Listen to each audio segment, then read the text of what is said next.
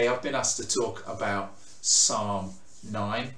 Psalm 9 is a psalm of David. Sometimes we don't know who wrote the psalms, but this one very helpfully tells us it was David.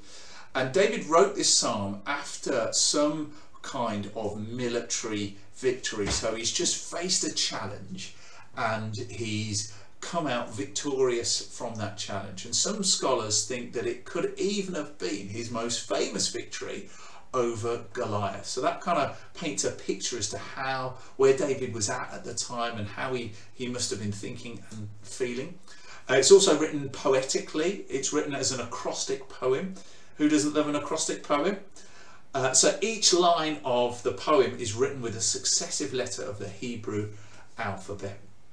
And so this is the context in which David writes a psalm, and he kind of, like many psalms, he sort of jumps around from praising God to talking about his enemies to crying out to God to talking about this and that, and seems to jump around, and sometimes it's quite hard to follow David's thought process in this. But as I read this psalm a few times, a few kind of themes stood out to me as to what David is pointing to in this poem that he's written.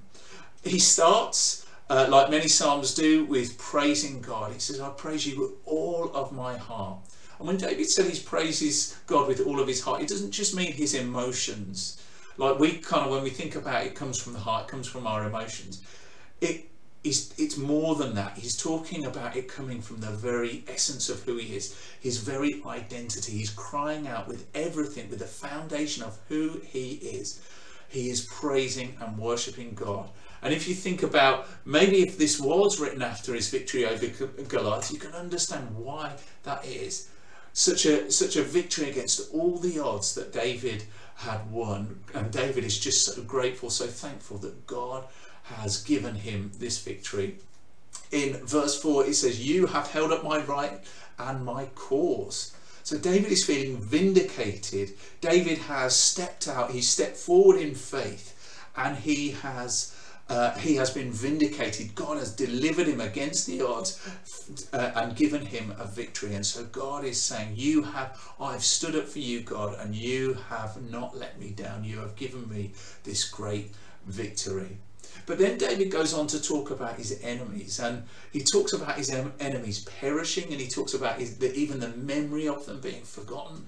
And that seems quite harsh. He later goes on to talk about his enemies' mortality. They are mere mortals.